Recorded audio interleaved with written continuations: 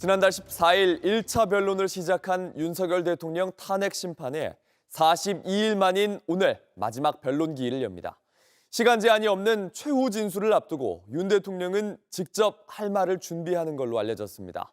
계엄은 불가피했다는 주장을 다시 한번 강조할 걸로 보입니다. 이재승 기자입니다. 오늘 윤 대통령 탄핵 심판 11차 변론 기일에서는 시간 제한 없는 당사자 최후 진술이 있습니다. 이에 윤 대통령은 수감 중인 서울구치소에서 최후 진술서를 직접 작성 중인 것으로 알려졌습니다. 여권에서 임기 단축 개헌, 조기 퇴진, 권력 이양 등 다양한 의견이 전달됐는데 윤 대통령은 관련 의견들을 검토 중인 것으로 전해졌습니다. 계엄 선포로 국정 혼란 사태가 불거진 데 대한 사과의 뜻을 밝힐 수 있다는 관측도 나옵니다. 국민에 대한 사과 말씀도 들어가 있을 것 같고 대통령의 헌법상 권한인 비상계엄 선포로 인해서 대통령의 명령과 지시를 따른 분들에 대한 어떤 선처라든가 이런 말씀.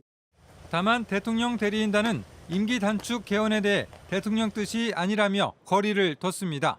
탄핵을 면하기 위해 조건부로 무엇을 하겠다는 것은 대통령의 방식이 아니라고 밝혔습니다. 대통령 측은 부정선거나 야당 경고용 계엄 같은 기존 주장을 분류해서 정리하고 계엄이 불가피한 조치였다는 점을 다시 한번 주장할 것으로 예상됩니다. 반면 국회 측 대리인단은 헌정 질서를 수호하기 위해 헌재가 윤 대통령을 신속히 파면해야 한다고 강조할 것으로 보입니다.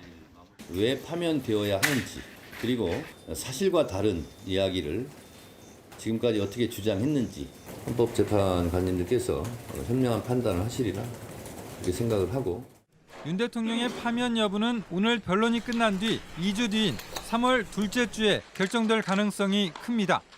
앞서 노무현 전 대통령은 최종 변론 2주 뒤, 박근혜 전 대통령은 11일 뒤에 선고가 나왔습니다. JTBC 이재승입니다. 최후 변론에선 윤 대통령이 국민에 대한 사과의 말을 할지도 주목됩니다. 10차례에 이르는 변론 기일 동안 윤 대통령은 호수 위에 있는 달 그림자라며 계엄이 아무 일도 아니었다고 주장했고 대국민 사과는 하지 않았습니다. 강희영 기자입니다. 한 여권 관계자는 최후 변론에 대해 대통령께서 많은 의견을 듣고 직접 쓰고 계시다며 원고는 당일날까지 수정될 수 있다고 했습니다. 주목되는 건 대국민 사과 여부입니다.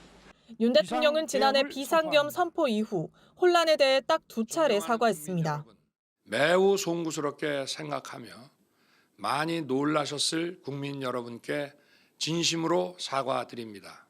짧은 시간이지만 이번 계엄으로 놀라고 불안하셨을 국민 여러분께 다시 한번 사과드립니다.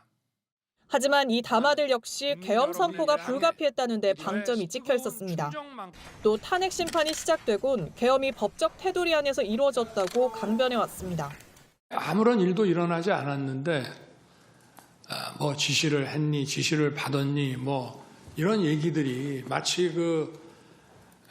어떤 호수 위에 떠 있는 달 그림자 같은 거를 쫓아가는 그런 느낌을 좀 많이 받았고요. 윤 대통령은 최후 변론에서도 공수처의 수사는 위법하고 야권은 탄핵 공작을 벌였다는 기존 입장을 반복할 걸로 보입니다. 일각에선 임기 단축 개헌과 같은 제안을 할 수 있다는 전망도 나오는데 일단 윤 대통령 측은 탄핵을 면하기 위해 조건부로 뭘 하겠다는 건 대통령의 방식이 아니라고 선을 그었습니다. 진정성 있는 사과가 필요하다는 목소리가 여당에서도 이어지고 있습니다. 최소한 대통령이 양심적으로 크게 사과하는 것이. 하지만 그간 대통령의 태도와 결국 결단은 대통령께서 하시는 거란 주변의 전언에 비춰볼 때 윤 대통령이 진정성 있는 사과를 할지는 불투명합니다. JTBC 강연입니다. 지금까지 윤 대통령은 유독 곽종근 전 사령관과 홍장원 전 국정원 1차장의 증언을 흔들려고 했습니다. 하지만 지난 변론을 돌이켜보면 여러 증인들은 일관되게 이번 계엄의 위헌성을 말했습니다. 조보경 기자입니다. 비상계엄은 선포했지만 실제로는 아무런 일이 일어나지 않았다는 걸 강조한 윤석열 대통령. 내란 프레임으로 만들어낸 체포, 누구를 끌어내는 일, 그런 일이 전혀 일어나지 않았고 핵심 쟁점인 정치인 체포, 국회 무력화 지시를 가장 적극적으로 부인했지만 계엄 당일을 기억하는 증인들의 증언은 일관됐습니다. 또 방첩사에서 비상계엄의 기간 동안에 왜 이런 사람들을 체포하려고 했을까라는 궁금증이 있었고, 빨리 국회 문을 부수고 들어가서 안에 있는 인원들을 밖으로 끄집어내라. 그건 대통령이 말씀하신 겁니다. 윤 대통령 측은 홍장원 전 차장, 곽종근 전 사령관의 증언을 흔드는 데 집중했습니다. 하지만 다른 증인들 역시 윤 대통령 측 주장을 뒷받침하지 못했습니다. 조지호 경찰청장은 정치인 체포 명단을 들었다고 한 검찰 진술을 재확인했고 한덕수 국무총리는 계엄 전 국무회의의 위법성을 증언했습니다. 김용빈 선관위 사무총장이 나와 부정선거 의혹을 부인하기도 했습니다. 헌재가 유일하게 직권으로 채택한 조성현 수방사 경비단장의 증언은 명확했습니다. 위인처럼 지금 행동을 하고 있습니다. 저는 위인도 아닙니다. 제가 아무리 거짓말을 해도 제 부하들은 다 알고 있습니다. 그렇기 때문에 저는 일체 거짓말 할 수도 없고 해서도 안 된다고 생각합니다. 내부로 들어가서 의원들을 끌어내라. JTBC 조보경입니다. 지금까지 헌법재판소는 변론에 참여하지 않은 재판관은 선고에도 관여하지 않는다는 원칙을 적용해왔습니다. 박근혜 전 대통령 탄핵 심판 때처럼 이번 윤 대통령 탄핵 심판도 8인 체제에서 결론이 날 걸로 보입니다. 김혜리 기자입니다. 헌법재판소는 지난 10일 마은혁 재판관 후보자 임명 보류 사건의 변론을 끝냈습니다. 선고 시기는 재판부 평의에서 정해지면 당사자에게 통지하겠습니다.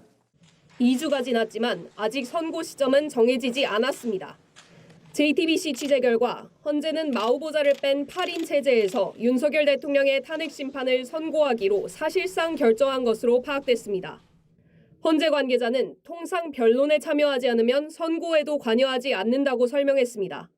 탄핵 심판처럼 변론이 꼭 필요한 사건은 변론에 참여한 재판관만 선고를 하는 게 원칙이라는 겁니다.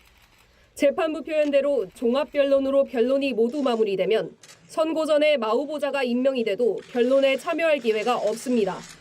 2017년 박근혜 전 대통령 탄핵 심판 때도 8인 체제에서 결론이 났습니다. 탄핵이 인용되려면 재판관 6명 이상이 동의해야 하는데 당시 8명 만장일치로 파면을 결정했습니다. 변론이 끝나면 재판관들은 집중평의로 결론을 내고 결정문을 작성합니다. 노무현 전 대통령은 최종 변론 뒤 2주 만에, 박 전 대통령은 11일 만에 선고가 나왔습니다. JTBC 김혜리입니다.